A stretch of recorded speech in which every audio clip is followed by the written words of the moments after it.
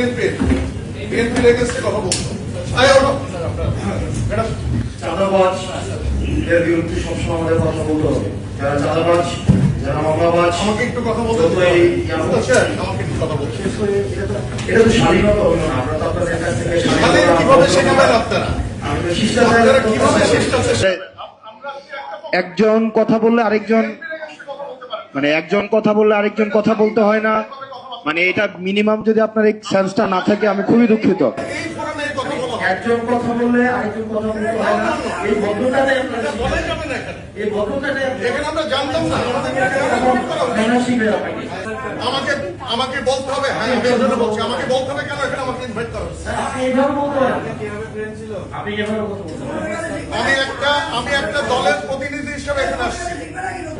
এখানে কোনো পলিটিক্যাল কথা হবে না। এখানে পলিটিক্যাল কথা বলা যাবে না।